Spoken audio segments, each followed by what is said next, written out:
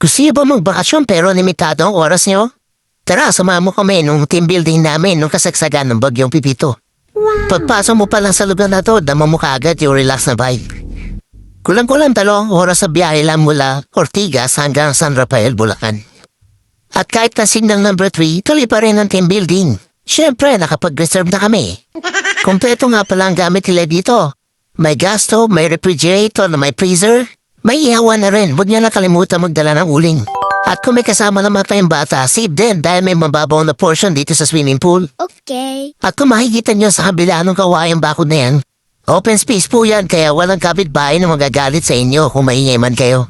15 packs nga pala kami nung mupunta rito. Wala pa ibang kasama namin, paparating pa lang. Nakahire ko na nga rin pala ito lugar na to sa baba saka sa taas. Dito naman sa mezzanine floor meron 2 king size bed.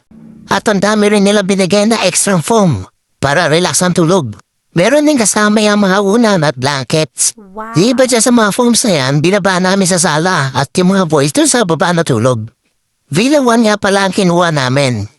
Maximum of 15 pack, 10K sa weekdays, 15K sa weekends.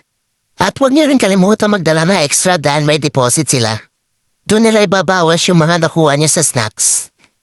So ayan, as you can see, busy-busy na yung mga kasama ko mag-prepare ng pagkain namin. Meron din silang added amenities gaya ng soft archery at swing. At andito naman sa labas yung video key room. Tara, pasukin natin. Ayan, as you can see, meron silang flat screen TV, may couch, at may aircon din. Kaya tuloy-tuloy ang saya.